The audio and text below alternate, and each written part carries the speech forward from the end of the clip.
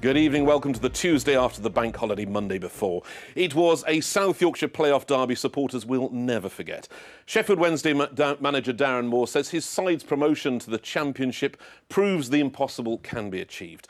The Owls beat Barnsley in the last seconds of extra time in the playoff final. They'd reached Wembley after overcoming a 4-0 defeat in their semi-final. Mark Ansell was at Wembley and joins us now from Hillsborough. Mark, it was an incredibly exciting game, wasn't it? It certainly was, and it finished in the most dramatic fashion.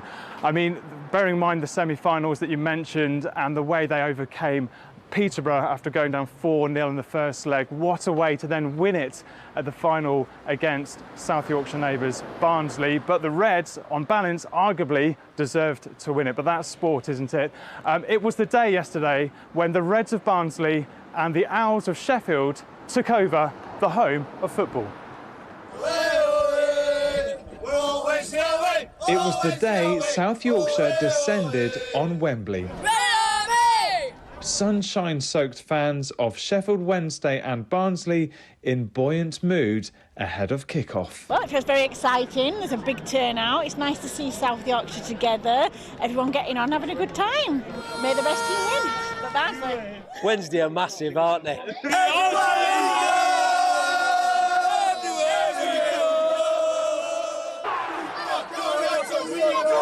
Oh, just incredible. I mean, after what we did with the 4-0 and came back from that, I thought it was nailed on for penalties, and I was like, I don't know if my heart could take this again. 11 days ago, not longer than that, we were 4-0 down against Peterborough. We're down and out, and now look at us.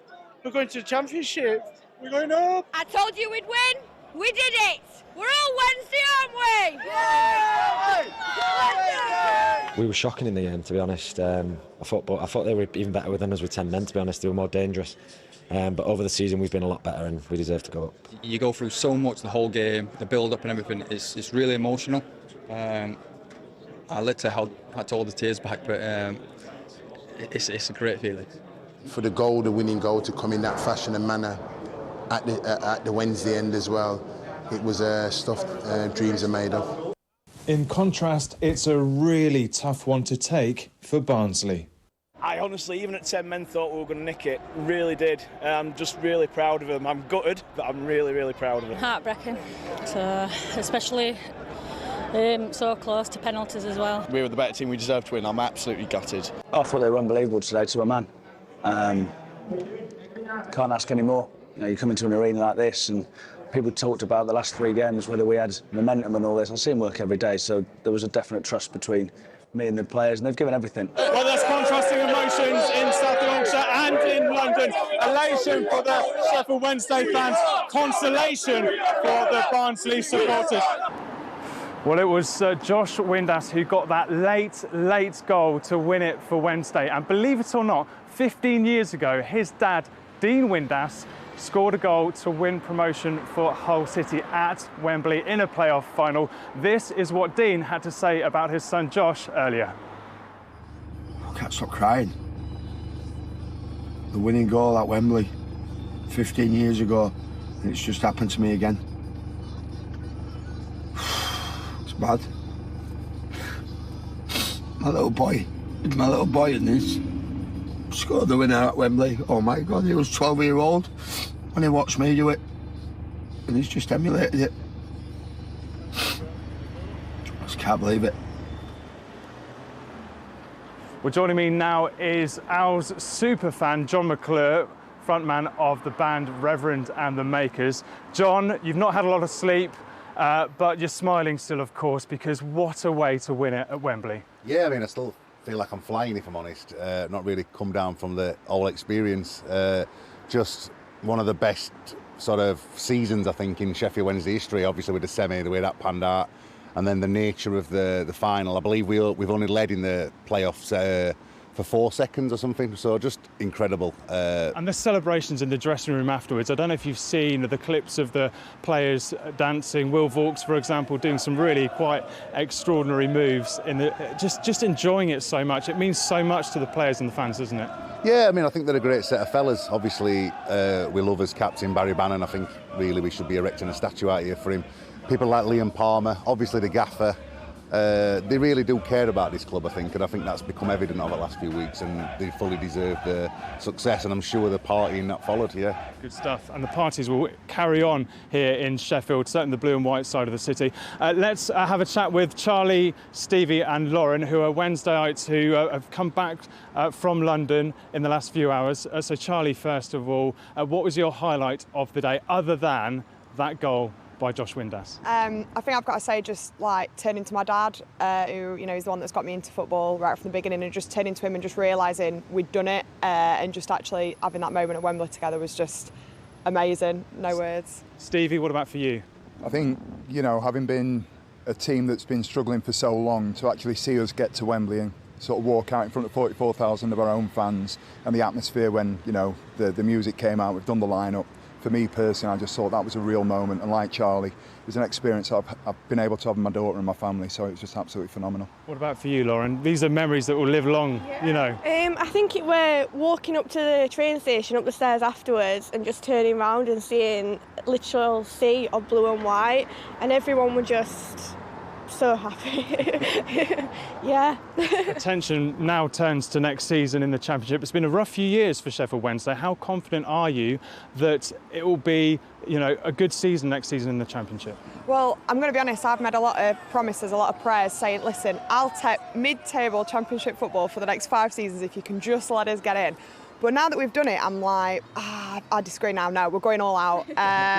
Top 10. I don't know. Yeah, there's a lot of big games to come, a lot of big teams, you know, that have come back down. So I'm optimistic, but I think, yeah, why not go for broke? And Stevie and Lauren? Similar. Our head says 21st. Obviously, we want to get into the Championship and consolidate next season.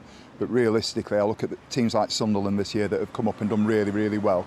And I don't see any reason. I don't think we were a million miles away from them last year. What about you, Laura?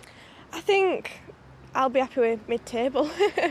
We're there now, so we're not going back down. Good stuff. All right, well, enjoy tonight and enjoy tomorrow night, because there's actually going to be a civic reception for the Sheffield Wednesday players and an open-top bus parade. It's going to be at Devonshire Green tomorrow at 5:30. It's leaving there and it's heading its way, winding its way to the Town Hall, arriving there at about 6:15. So all Wednesdayites, get yourself down to the centre of Sheffield tomorrow evening, and we will be there, of course. I've already decided what I'm doing tomorrow, and it'll be that story for sure. Back to you, Tom.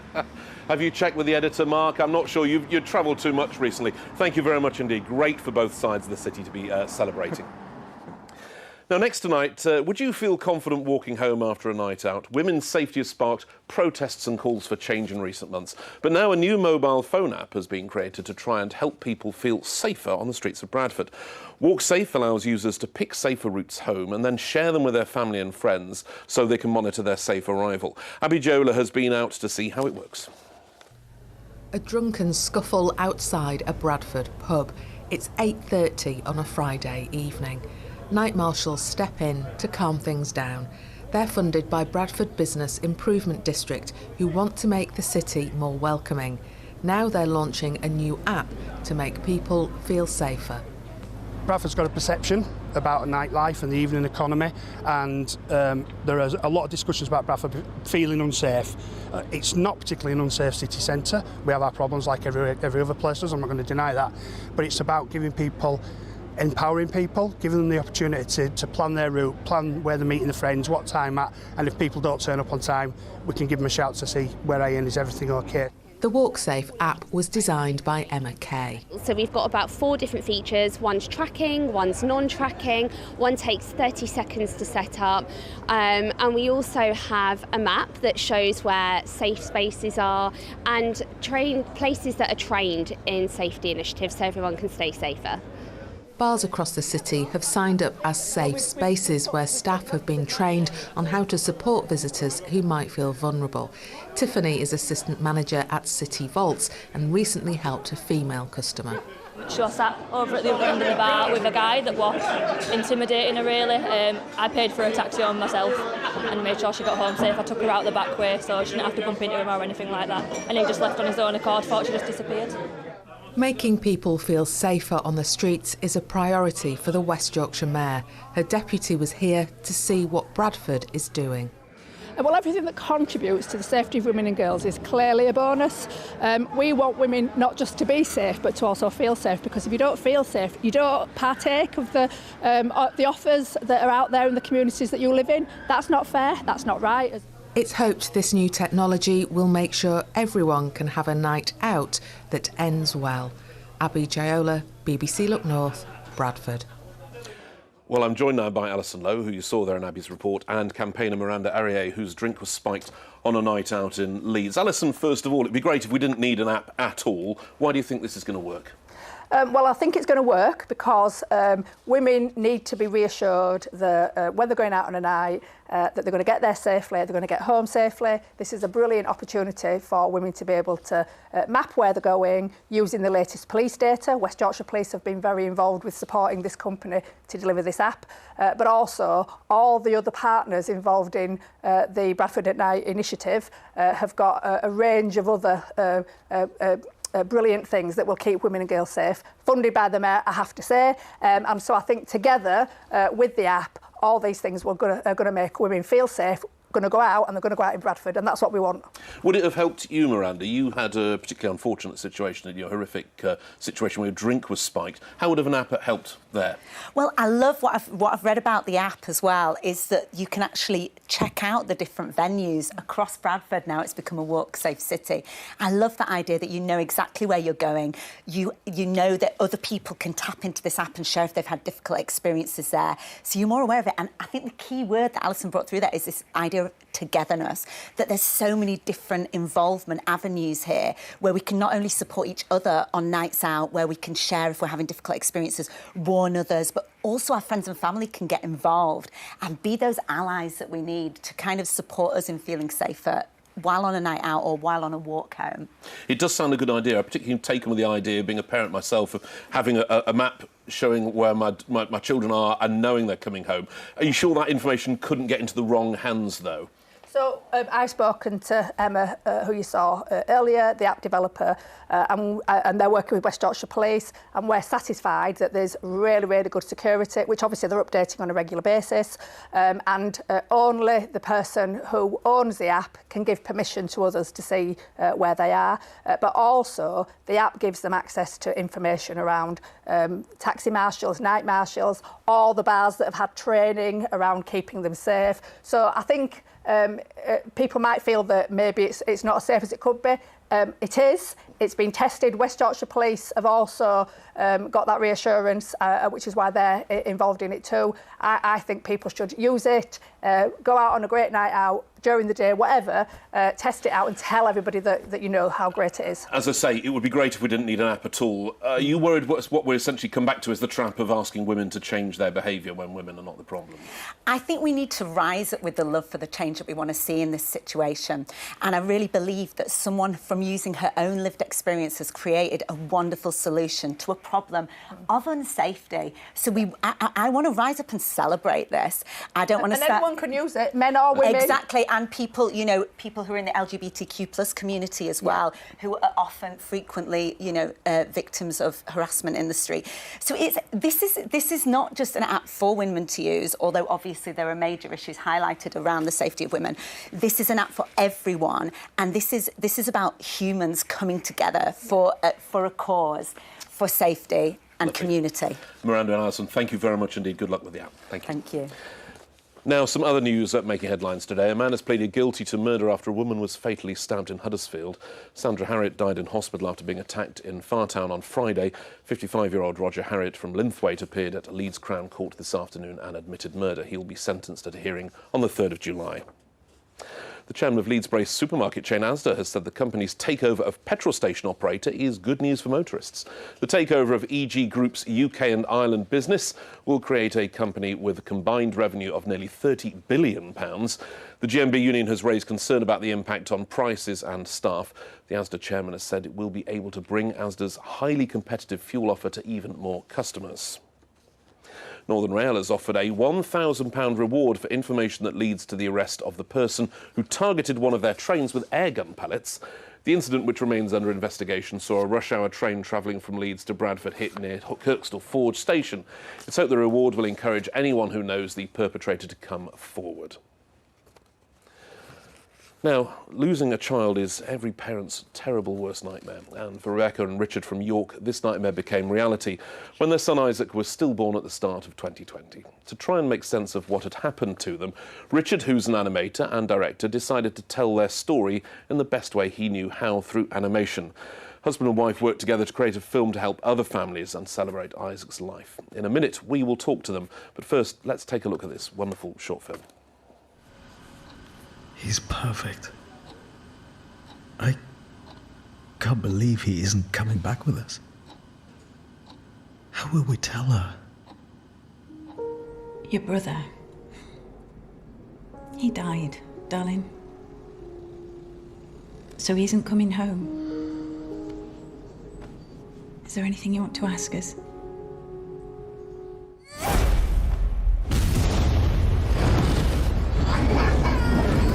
It is an extraordinarily powerful piece of animation. I'm very pleased to say Richard and Rebecca join us now. Richard, clearly a very personal story to tell. Did you stop to think about that, or were you absolutely determined to share the story with the world? No, it actually took quite a long time to decide that this is what we were going to make. I think very early on, shortly after losing Isaac, in early 2020, I kind of made notes and we kind of shared thoughts about a potential idea. Not really with a view that it would ever become anything, but later on in the year, we decided that we might want to tell our story with a view to help others and to widen the conversation around baby loss. Is it still a big taboo, do you think? It is a story that affects quite a lot of people when you ask, isn't it? I think it is. I think it's a taboo. I think it makes people feel uncomfortable, and I think that's why a lot of the time people don't talk to you about it, and I think the silence around it compounds the loss, really, because all we wanted to do when Isaac was born was talk about him, talk about the normal things, talk about how much he weighed and how we chose his name and those sorts of things, and I think people were probably too afraid to ask, and we understood that, and we're really hoping that this animation, this film, goes some way to make people a little bit more comfortable in asking those questions and just opening up the conversation a little bit. So having worked on it together and you bringing your personal and professional skills to it, where does it go next? Yeah, so it's started to share it. I mean, we've spent two and a half years kind of indoors working away as all animation is made, and yeah, now it's time to start sharing the film, really. So we've got a screening event coming this weekend for friends and family, cast and crew, and some invited guests as well.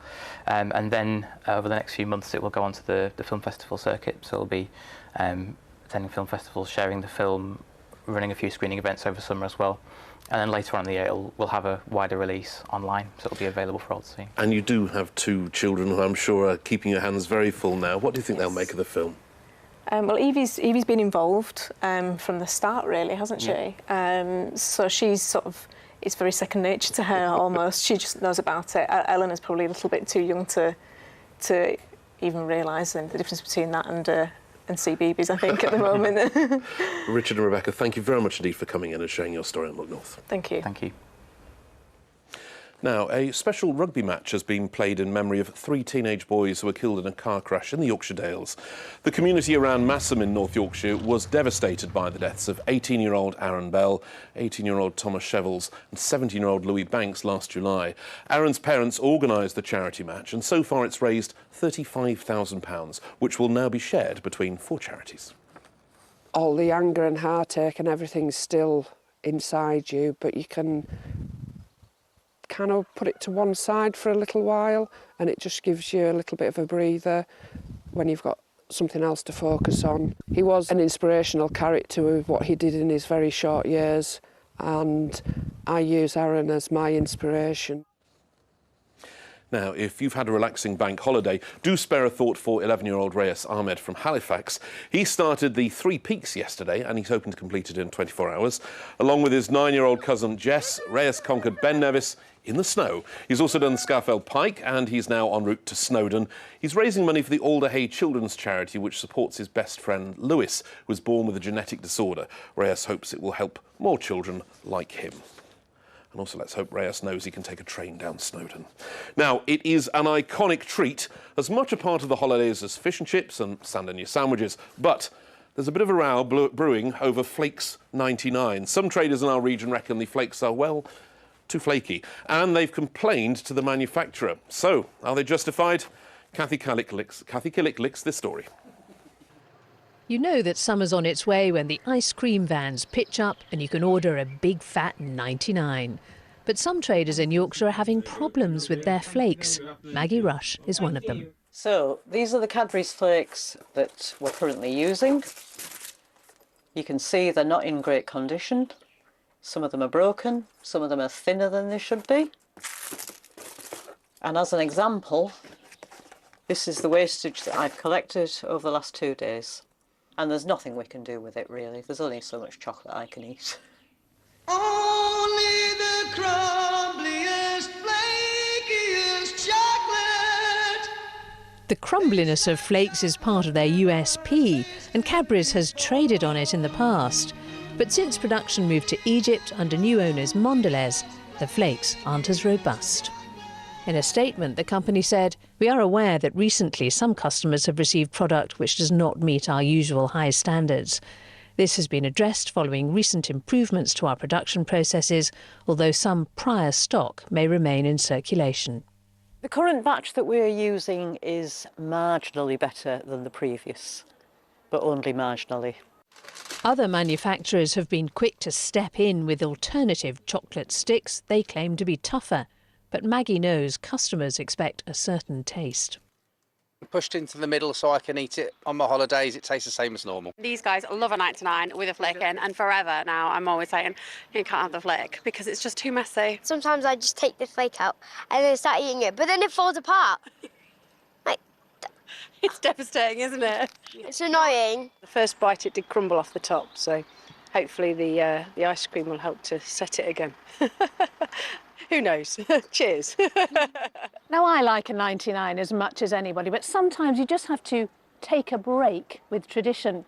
I have a homegrown solution to this problem, a robust chocolatey treat made right here in York. There you go. Other chocolate is available at other retailers, yada yada.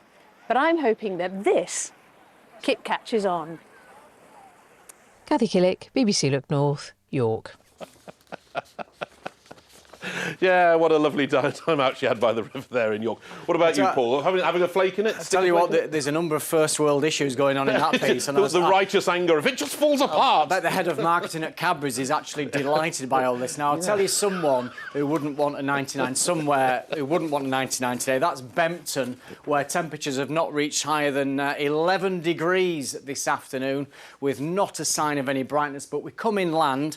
This was Knaresborough at around about 2 o'clock. You can see the clouds have been breaking and they've been enjoying a bit of a boat trip there on the River Nidden. It's definitely been a west-east split today, and that's the way of it for the rest of this week. Best of the sunshine always in the west. The address is, if you want to get your picture on the telly, Twitter, Instagram and on the Weather Watcher website. So it took until around about 2 o'clock this afternoon for that cloud to break up across parts of west and certainly western parts of North Yorkshire. Further east, it's been chilly, and certainly if you're holidaying on the North York Moors perhaps in the next couple of days, temperatures there will only be about 11 degrees at Filingdales and not much better at Whitby and in Scarborough. So there's your headline, and really we're going to keep this story all week long. Cloudy, grey mornings.